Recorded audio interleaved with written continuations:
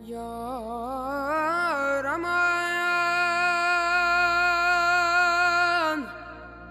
ay,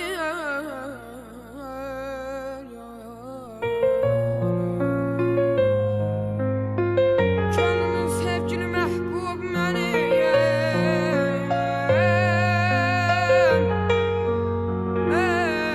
Yine yağış yağır pəncərədəyəm, adının baş hərfini yazdım şüşəyə.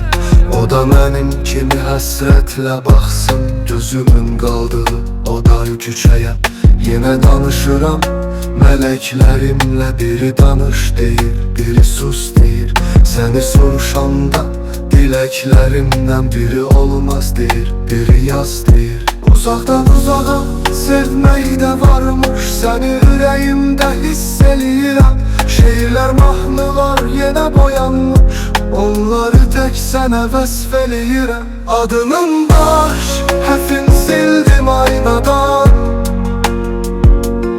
artıq onun yeri daha gözəldir. Adının baş hərfin sildim aynadan, çünkü mənim üçün artıq özəldir. Sən məni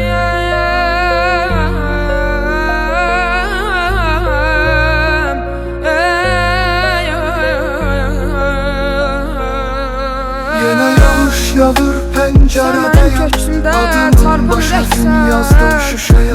O da mənim kimi həsrətlə baxsın, gözümün qaldığı o dar küçəyə. Yenə danışıram mələklərimlə, biri danış deyir, biri sus deyir.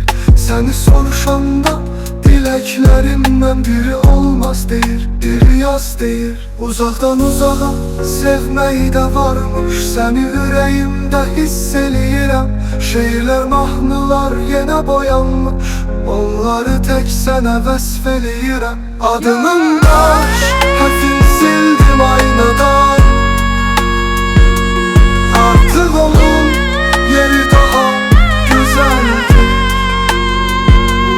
Adının baş hərfini sildim aynadan, çünkü mənim üçün artıq özəldir.